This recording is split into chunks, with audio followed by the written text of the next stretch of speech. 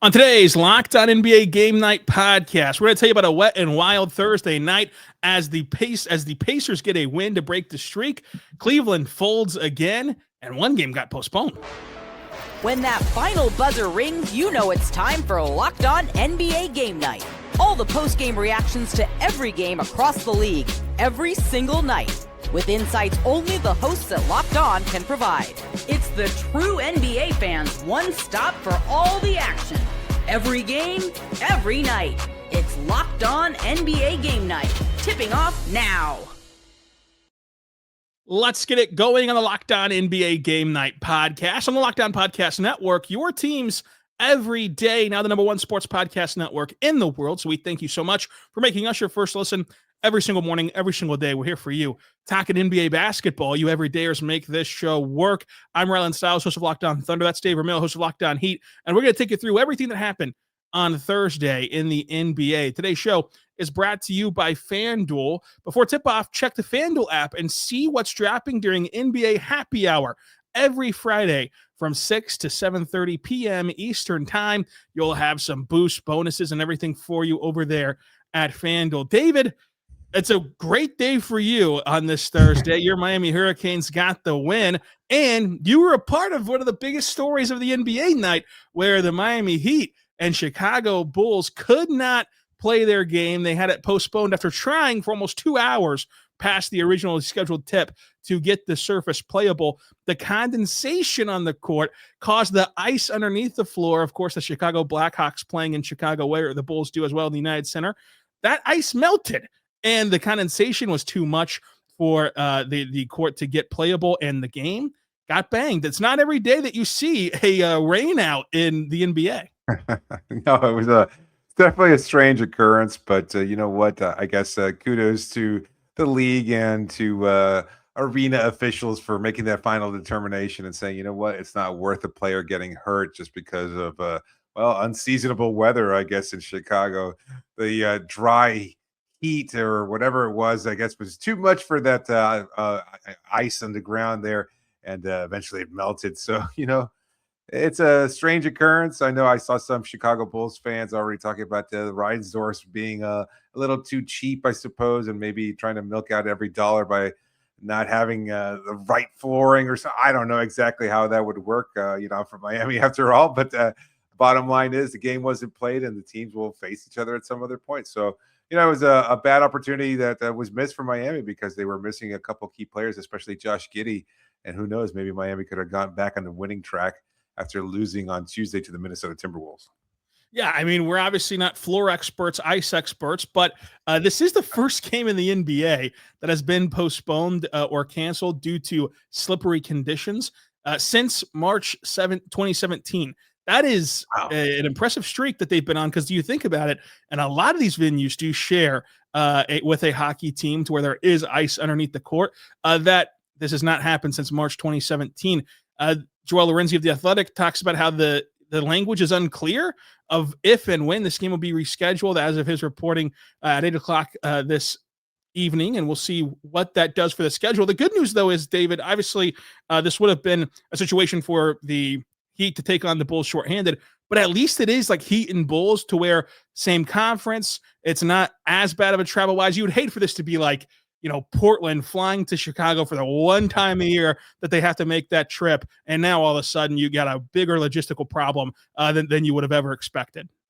Absolutely. But you know what? These two teams will probably face each other in the play-in tournament as they have for the past 3 seasons anyway. So who knows? There's always another matchup looming, as always. Yeah, these two teams very familiar with one another and will be so. And it does provide another quirk with the schedule. Like, this is a non-scheduled sort of off day now. You didn't have to play an NBA game. That helps spread your legs a little bit before anything else arises. Now let's go to a game that actually got played. The Indiana Pacers took down the Charlotte Hornets in a thriller, 114-112. Rick Carlisle gets his 1,000th win as LaMelo Ball comes off the bench for the first time in years. Let's go to Tony East of Locked On Pacers to recap this game. 114-112 over the Charlotte Hornets. They break the 13-game losing streak. Tony East here with Locked On Pacers. Veteran plays. Pascal Siakam, a big layup. TJ McConnell, a big steal. In the final seconds, helped the Pacers get it done. The story of the game, though, for the Pacers, Rick Carlisle gets it done. Win number 1,000, the 11th coach to get across that line. He'd been stuck on 999 for a month as the Pacers lost 13 games in a row. They had a fourth quarter lead in 3 of their last 4 games entering this one, but couldn't close it out. This time they finally got it done. They survived a fantastic LaMelo Ball game, and their vets were all very good. Big plays for McConnell all night, filling in a bigger role without injured Nembhard. Siakam with a 30-point double-double again. Aaron Nesmith made big plays. Jay Huff made every shot he took. A very steady game from the Pacers, who finally get in the win column and improve to 7-31. But it's all about Rick Carlisle tonight. A long career of being a sharp coach who's great at connecting with his players. We'll have much more on him and that win on Locked On Pacers. A rare win for Locked On Pacers to enjoy. A win that's happened 1,000 times for Rick Carlisle. David, just that threshold obviously is a big mile marker in his career, and he is going to go down as one of the best coaches to ever do it. Absolutely. A Hall of Fame coach, a guy who's won a championship before, who's guided his teams on a number of occasions, and always seen as kind of an innovator and a guy who can always, as you said, connect with his players too. So a great, fantastic win for a guy, and well-deserved after a rough 13-game losing streak. And from one Tony to another, how about Tony Bradley? He went 3 for 3 today off the bench. And why am I pointing out a 3 for 3 night? Tony Bradley has gotten waived and then re-signed to a 10-day deal. He's gone through a lot of administrative roles here, doing some paperwork during this last week. He's a nice little plug for them off the bench. But whenever you got TJ McConnell off the bench giving you 23 points on 58% shooting, it's a good night with 8 assists and 4 rebounds and 4 steals for TJ McConnell. And the Pacers get this thrilling win over the Charlotte Hornets, who were coming off of a week that started out in a banner way, blowing out the defending champs. And then they make the tweak to bring LaMelo Ball off the bench. He had 33 points off the bench, including 7 for 15 from beyond the arc, 50% from the floor in general. Con Caneppel had 18. Miles Bridges had 19. You look at Brandon Miller, just 6 points for him after a really good game on Monday. But ultimately, this was one of the more competitive games and one of the more fun games on the night. You look at it as it went right down to the wire. Yeah, it was a lot of fun. Do you think the ball move is going to be something that the Hornets continue to implement? Because I thought I'd heard somebody say it was a minutes restriction, but obviously that's not the case. So is he going to be continuing to come off the bench? Is he feeling a certain way about it? Does he appreciate this role? Because I haven't seen much reporting on it. And I was wondering if you had any kind of insight as to what the situation is in Charlotte. Yeah, I mean, I don't see any insight, especially after, he was in the starting lineup on Monday and they got the win and he hit this wild shot, one-footed. Perhaps this is a message-sending move by Coach Lee. Perhaps this is something where, he wants to get across a point of emphasis that maybe LaMelo isn't falling. He was very efficient tonight off the bench. And it could be a situation where you look at that Hornets bench compared to its starters. If you put Colin Sexton in that role, well, Colin Sexton isn't the offensive driver for a secondary unit, as LaMelo Ball can obviously fill it up. Like Colin Sexton's not going to go for 33 points off of the bench by any means. And perhaps the view was, hey, Con really had it going in OKC, and Brandon Miller showed really big signs of life in OKC. Let's try to get an offensive punch off the bench. And LaMelo is the best guy to play in isolation, to play his game off the bench. Whereas with Con in there, with Brandon Miller in there, you want a little more ball movement. This is really grasping at straws here because I don't get the move. And like you said, there has not been much reporting yet around this move. Yeah, no, it's a little unusual for a star player like that to come off the bench. So you wonder how long it'll last. And, LaMelo obviously never shy about taking shots during an NBA game. Some of those probably a little bit not so advised, but he's still willing to take them. And as you pointed out, a pretty solid shooting night for him, finishing up with a big monster productive line there. So, I'm curious because I'm not quite sure exactly what the intention from the Hornets are here, and I guess if you're just looking for him to be a super six man, a guy that's going to be uber productive in that role, he's going to have his moments, but he's such a singular player that drives an offense. And so let's say ball dominant, let's put it as politely as possible. I'm not sure how effective that is going to be, despite the fact that he had 8 assists tonight, wind up still being in a loss. But, it doesn't feel like that's something that the Hornets could sustain. Like at some point, they're going to have to change that, and I imagine their fan base will probably be pretty critical of their head coach. Yeah, and this was the first time he's came off the bench since January 30th, 2021. He's been a staple of the lineup in the starting five when he has played, and I don't think that it is sustainable. I think that if you tried to make this move permanent, you would quickly lose LaMelo Ball. You would quickly lose the fan base, to your point, lose your job as well. It'd be, I don't get it. And that's why it's like, this was an interesting aspect of not getting a clear answer, because if they would have gotten a clear answer in the post-game press conference, we would have seen the reports of why this was. And that almost makes it worse that like he didn't have a clear answer to give as to why he did this, and like it wasn't a punishment. It clearly couldn't have been a punishment. Whenever he goes out there and even off the bench, not only does he have the freedom of range in the sense of his shot diet to get 33 points, but he plays 26 minutes, which is more than Colin Sexton, who started over him, ended up playing. That is just a very peculiar move for the old Hornets. Yeah, absolutely. Well, we'll see how it continues to play out there. It was close, and the Pacers played a pretty great game. Like you have to give them credit. Obviously, in the waning moments, getting some production there from Pascal Siakam and also TJ McConnell. He was really, really good. I don't know how the Thunder feel about it, but Miami fans certainly have come to loathe TJ McConnell. It just always seems like he gets going against their teams, but that's just the nature of who TJ is. I think he's always going to be hitting those mid-range shots and being very effective, and that was certainly the case tonight. His 23 points were really, really incredible, and he just had a monster game. And Siakam, who has been quietly on a very, very bad team, obviously putting up some great numbers himself. Yeah, it is a respectful loathing for TJ McConnell. It's just one of those guys, like the definition of you love him if he's on your team and you hate him whenever he's on the other team, and he can really get going, in these big spots. Big win, 1,000 for Rick Carlisle. And, in a season like this for the Pacers, which is obviously riddled by injury with Halliburton, riddled by injury with just their current roster, and you lost Turner, like this is clearly going to be a tanking team, obviously a bad team record-wise. You've really got to celebrate these moments like this in the midst of a long season to see Carlisle get win number 1,000. Coming up, let's talk about the Utah Jazz getting back in the win column, beating the Dallas Mavericks, and the Cleveland Cavaliers did it again, and that's not a good thing this season. But first, let's say right now, great friends over at FanDuel, go check out FanDuel today because the wildcard round is here, and FanDuel is the official playoff boost here. It's a playoff mode here for FanDuel. Every game day during the NFL playoffs, FanDuel is giving customers even more ways to get in on the action, because right now, every NFL playoff game day, FanDuel users get a profit boost pack waiting for you inside the app. Each game day, you'll see a pack loaded with multiple profit boosts you can apply to bets that you like the most.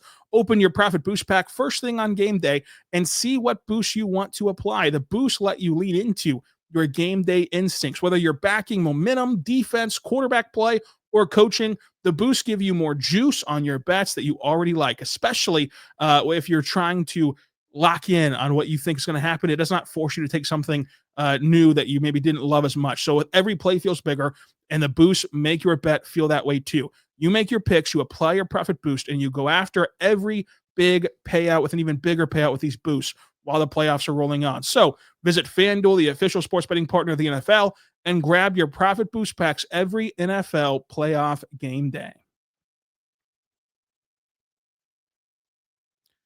We're back on the Locked On NBA Game Night podcast on the Locked On Podcast Network, your teams every day. I'm Rylan Stiles, host of Locked On Thunder. That's David Ramil, host of Locked On Heat, taking you through every Thursday across the NBA. And we head now to our good friends in Minnesota, where the Timberwolves won 131-122 over Cleveland, who had a first half lead, Cleveland did, but it did not last long. Sort of Ben Beacon, Locked On Wolves. The Minnesota Timberwolves hold on to beat the Cleveland Cavaliers by 9 on Thursday night for the Wolves' fourth consecutive win. I'm Ben Beacon, host of the daily Locked On Wolves podcast. Timberwolves actually trailed in this game by 4 at halftime, but had a massive third quarter, ended up with a 20-point lead in the second half, but then they gave it virtually all the way back. This got down to a one-possession game late. Thankfully, though, Anthony Edwards did enough early, and then again in the fourth quarter, finishing with 25 points on 20 shots. He got his 10,000th career point in this game, too, by the way, the third fastest player ever to reach 10,000 points. Julius Randle was really good in this one, too. Again, early and late in this game, the middle stages were a bit dicier. Dante DiVincenzo back on a heater, 6 made threes in this game after really a 3.5 game slump. The last game and a half, he's been great. And Jaden McDaniels, 26 points on 14 shots, ultra efficient, and hit a couple of big shots late. A three-pointer that pushed the lead to 9 with just over a minute to play. And then he also hit a tough 2 that pushed the lead back to 2 possessions in the final minute as well. A strong close to the game for Minnesota. They overcame a bunch of early turnovers and did just enough defensively late to slow down Donovan Mitchell and hang on to win their 4th straight game. As you heard from Ben there, this was a roller coaster game for Minnesota, and it really embodied their season to this point. It also embodied the Cleveland Cavaliers season. Let's go to Danny Cunningham, Locked On Cavs. Cleveland Cavaliers fall on Thursday night to the Minnesota Timberwolves by 9 points in a loss that feels like it was entirely avoidable. And the Minnesota Timberwolves are a very good basketball team. And the Cavs are a team that has been playing better lately, and I would argue played much better than the Wolves for most of this game. However, the Cavs put out their 21st different starting lineup of the season on Thursday. It was Donovan Mitchell, it was Darius Garland, Evan Mobley, Jared Allen, and Craig Porter Jr. joined the starting 5. That group played 9 minutes and 19 seconds together against Minnesota. The Cavs were outscored by 19 points in those 9 minutes and 19 seconds. And ultimately, in a game that the Cavs had within 4 points, despite the fact that they were absolutely demolished in the third quarter with that group on the floor, had within 4 points with 3 minutes left to go, they lose this game. And I think it's because Kenny Atkinson did not set them up to be in position to be successful at the start of the game and at the start of the third quarter. Other than that, it wasn't bad, but they couldn't overcome what I think has been one of the worst lineups we've seen the Cavs had all season long. Other than that, how was the rest of the play, Mrs. Lincoln? That was a laundry list of issues from the coach. What a difference a year makes. Last year, Cleveland was soaring past the Eastern Conference, was in contention for the best record in the NBA, multiple 15-game winning streaks. This year, this game and this game chart for how this game flowed felt exactly like Cleveland's season has gone. Cleveland has let go of some leads. Minnesota has won more games than Cleveland. They've had more success than Cleveland, but Minnesota has built up these massive leads, shrunk these leads late in games, and then found ways to grind them out. Both teams dealt with the same thing in this one, as it was pointed out. 4 lead changes. Cleveland got up by 9 points. Minnesota at one point got up by 10 points, but ultimately had to grind this one out as Anthony Edwards continues to be very impressive this season. 3rd fastest player to that mark. 25 points to get there, 9 assists, 7 rebounds, a steal, and a block. David, it sounds like from Coach of the Year talks to perhaps being fired for Kenny Atkinson. I mean, what is going on with Cleveland? What's the vibe that you get? No, I'm a little surprised because I don't think he's necessarily been to blame for their problems. Maybe this one game can be pinned on a strange choice for that starting lineup, but overall, I think Atkinson is still viewed as a pretty solid coach, and I don't think he's really on the hot seat or anything like that. I mean, he has been dealing with injury. They've been having players in and out, as Danny pointed out. Great statistic: 21 different starting lineups this early in the season. That's pretty remarkable. You can't build any kind of consistency that way. And while tonight maybe falls on Atkinson in terms of who he started, a lot of that is due to injury. And when you're trying to get players back in and you're trying to find them rhythm and you never really know what you're going to get from a particular player on any given night, it's kind of tough to manufacture wins, especially as consistently as they did last year when they kind of caught the rest of the league by surprise and were able to be really dominant, as you said, for most of the season. So I wouldn't say that Atkinson's job is on the line here. I mean, unless they just fall apart completely and maybe slip to the play-in tournament or maybe miss the playoffs altogether, which I guess in theory is a possibility, but I just see them being able to turn it around and at least be good enough. They were 6-4 over their last 10 games, so it's not like they've been absolutely disastrous. It just can't seem to manufacture any kind of consistent winning. Yeah, and it can't manufacture consistency or momentum so far this season. And to your point, I think that Danny is pinning just this game on Kenny. There is a growing outside noise, though, around Kenny Atkinson, which is crazy of just what the polar opposite of the two Januarys of years past. Now, Minnesota, David, you always prefer to win than to lose, and you got to win any way you can. But does it concern you at all that Minnesota plays these thrilling games where they can't maintain these big leads that they build, but they still win. They still win. It's just that to get to the end result of the win, they seemingly have to blow a big lead to then hold on.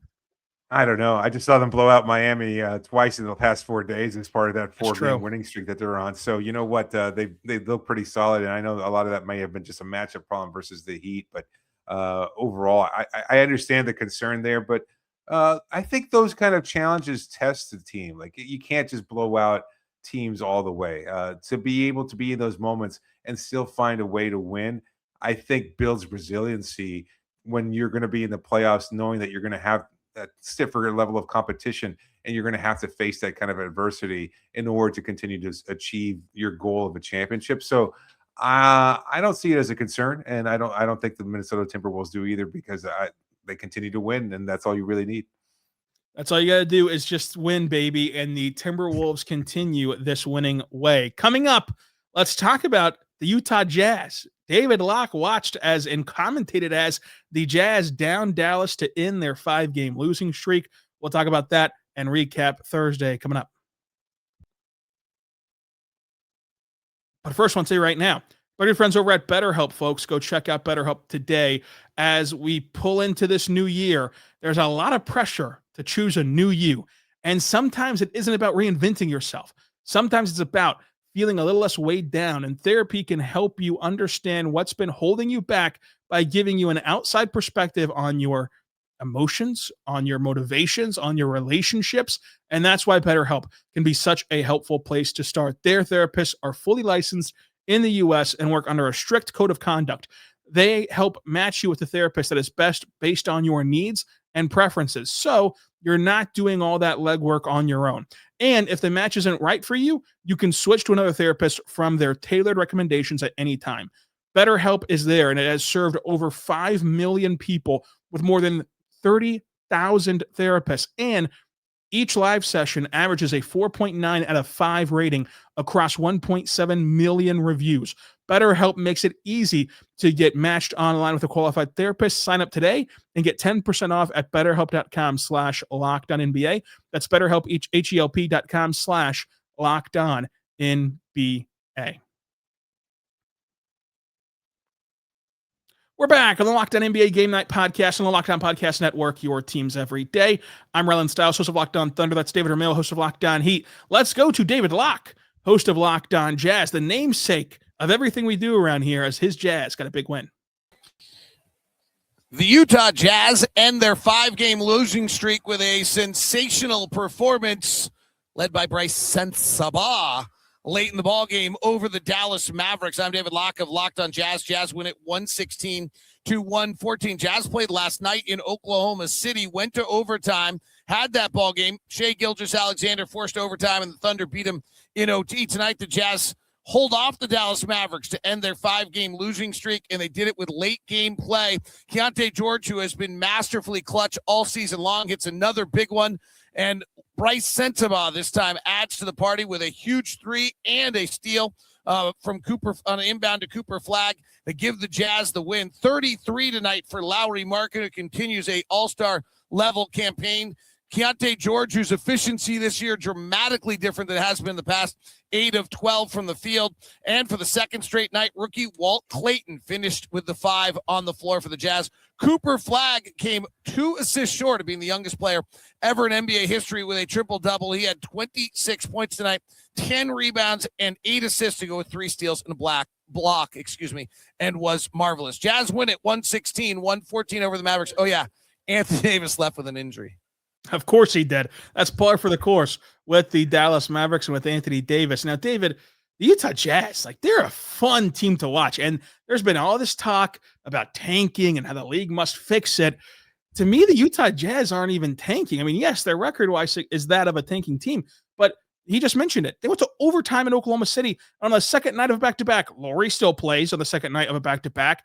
Keontae George still plays on the second night of a back-to-back. They have to play big minutes in this one. Lauri Markkanen plays 40 minutes after being in an overtime game in OKC yesterday while battling the altitude. Of course, Utah, that being their home, they're a little bit more adjusted to it, but still not easy to do. And they get this win, and Lauri has 33 points, and Keontae George has 19 on 66% shooting with 7 assists to go along with it. this is a fun team. They're not capable of like consistently winning. Obviously, they just lost last night, but they try and they compete, and that's really good for such a young roster. Well, I mean, maybe it's a soft tank if you want to look at it that way. Obviously, as you said, not good enough to really win consistently, but not bad enough to just lose consistently enough either. So they're right there. I mean, they're only 2.5 games back of a play-in seed right now. 10th seeded Memphis Grizzlies, 14.5 games back. The Jazz are 17.5 games, so 3 games back completely of the Grizzlies. So I guess you could say they'll be competitive, but that's often how it is, right? I mean, you see these young teams, they'll string some wins together, they'll have some solid performances. They want to showcase what they have, what they're building towards, and who knows? I think we'll find out whether or not this team really sees themselves as more of a true tanking group by the time they reach the trade deadline, and whether or not Lauri Markkanen is still wearing a Jazz jersey after that. I think that will really speak as to whether or not this team is actually competing for something this year or just trying to build for something towards the future. And maybe that means having to let go of Markkanen, who was fantastic tonight. And I think that's the real story there. Like, David spoke about his 33 points, but he was really, really good. He has been an all-star level player. And despite their record, I think he should get that kind of recognition as well. Yeah, he absolutely should. And it's easier to do so once you've already been an all-star before, and he deserves to be an all-star again. And to your point of a soft tank, and perhaps I'm giving them too much credit for this, but you mentioned it. They are on the cusp of being a Western Conference play-in team. And that's not exactly a sign of a reward, but they also, if they were going to tank, this was a game that they had no excuse not to. Like, if they were going to tank, and that was their main goal of the season, on the second night of a back-to-back, they would have been well within their justification to sit all these guys whenever you consider that while they're close to the play-in, it's not like they're half pregnant here. They have 13 wins already. Indiana has 7. New Orleans has 8. Sacramento has 8. Washington has 10. It's like the teams that they're chasing to get to the best possible lottery odds, they're already in the danger zone of slipping too far past them to ever really bottom out, even with the deadline in store. So it's like, to me, they've picked a direction that's like, hey, let's just let these young guys play. Let's see what they can gel with Lauri. Lauri's a part of their future, and they're not going to be a good team, and they're not. And if they make the play, they're not going to get out of it. But it's not like they're tanking, and they've been plastered as like the face of tanking during this stretch here. Whenever the NBA is trying to figure out what to do, but David, the other David Locke did mention that AD left with an injury, David, and so let's see from Nick Angstead what Locked On Mavs has to say about this loss. Mavs fall to the Jazz in a game that's just going to hurt in a bunch of different ways for the Dallas Mavericks. First off, Anthony Davis, with about 2 minutes left in the game, was defending Lauri Markkanen on a drive, hurts his left hand, and is holding it as Lauri Markkanen scores. He then walks down the court. Jason Kidd looks over to him and says, should I call timeout or should I stop it? Anthony Davis waves him off. They go back down to the other end. He is obviously in a lot of pain. They go back down to the other end, and they just can tell there's just no way he can keep playing. Call timeout, take him out. He's sitting on the bench. He's getting some work done on it, and then he has to go into the tunnel, go to the locker room, and he's just keeled over in pain. Really hope he's okay, but this is big implications for the Dallas Mavericks for a potential Anthony Davis trade, and especially for the Mavericks on the court, because he has been very good when he plays, and he has been somebody that raises the floor of this Dallas Mavericks team. So he's out for the rest of the game, then we'll see what happens with him going forward. The Mavs lose this game because of a couple different reasons, but a Cooper Flagg 3 was waved off with about 2 minutes and 54 seconds left, and he got the ball inbounded to him, 0.5 seconds left on the clock, hit the 3. They wave it off. If that 3 counts, the Mavs actually would win this game, but alas, a really good game for Cooper Flagg still. 26 points, 10 boards, 8 assists, 10 of 18 from the field, and just an excellent passing game from him. 9 straight games that he's had 5 or more assists. An incredible game from Cooper Flagg, but the Dallas Mavericks, this one is going to hurt in a couple ways. Let's attack it the same way that Nick did. First and foremost with Anthony Davis. I mean, you can make all the day-to-day Davis jokes that you want to, but every joke has a bit of truth to it, David. And there's just something where it's hard to bank on him being healthy. And if you're looking at it and you've seen Atlanta make the Trae Young trade, people will expect that to be positioning for an Anthony Davis trade. Like, what is your first concern meter of any team making an Anthony Davis trade of what that can net them on the court? But also, what would be your evaluation of what you'd be willing to give up for a team in Dallas who obviously, in tanking mode would not mind moving on from him, you would imagine, and B, you still do worry about his own individual health. Yeah, no, I think for any team trying to acquire Anthony Davis, the health is the primary concern. Like, he is not the player he once was, obviously, and he's been more brittle than ever. And I think you can't count on that kind of a player. If you're going to try to acquire a player of his salary, of his level, the hope is that he's going to be available, he's going to make an impact, and he's going to be that one piece that can push you over the top to get you to whatever your destination is as a true title contender, or even into the title round itself.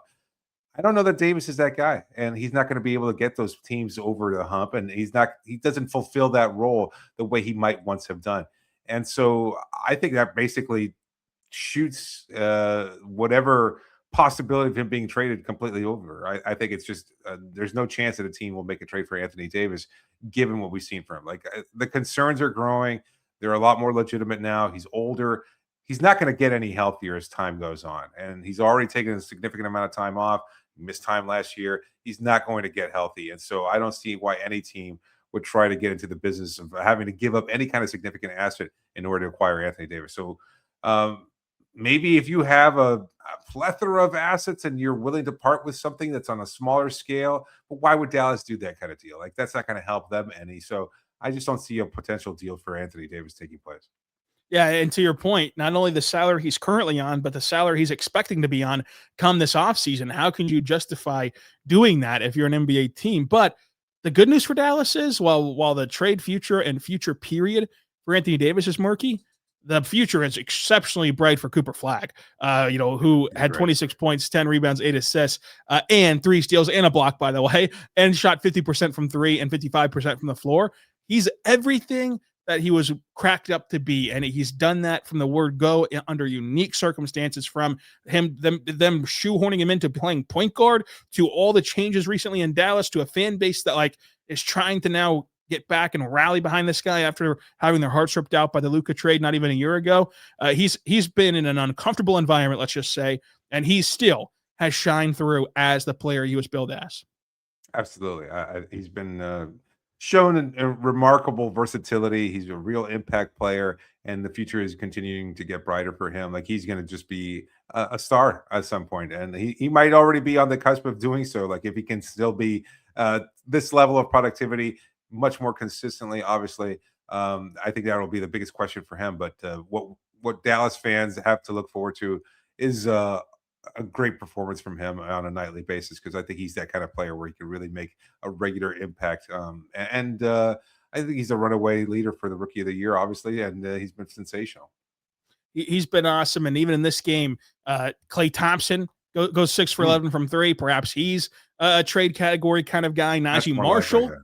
Yeah, I mean, Klay Thompson, Najee Marshall, 2 for 5 from 3, as a guy who can really defend and be a junkyard dog for you there with his intensity and his kind of malleability on the offensive end. 17 points for Najee Marshall in that starting lineup. Daniel Gafford played 25 minutes in this one, did not score a point, but also did not take a shot in this game, with 7 rebounds to show for it.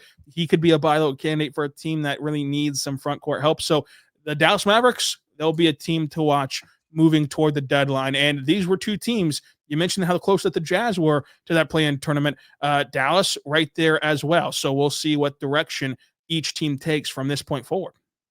Yeah, absolutely. It's going to be interesting. Like, I see it as going to be an active trade deadline. Like, I think we'll see a lot of teams there because there's such parity in the Eastern Conference. We've talked about that, I think, last week.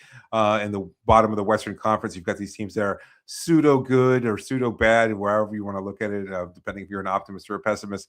And so what kind of moves they make will really kind of set a precedent for how they see this season and the rest of their future. And whether or not they start to move these kinds of players, like a guy like Klay Thompson that you mentioned, I think that's a great candidate for a team that could really use some shooting. And you wonder whether or not they'd be willing to take him on at this age, but he could still be productive. He's got that championship caliber attitude. He knows how to fit into any system, and he's still productive even at his age and this point in his career. So a lot of different options out there. It's going to be interesting to see all these teams kind of shake things up over the next month. Yeah, and for all the reasons that you mentioned with Klay, to tie it back into the first segment, he's been coming off the bench for the Dallas Mavericks, like in this game. He's clearly got the right head on his shoulders in that regard and that approach.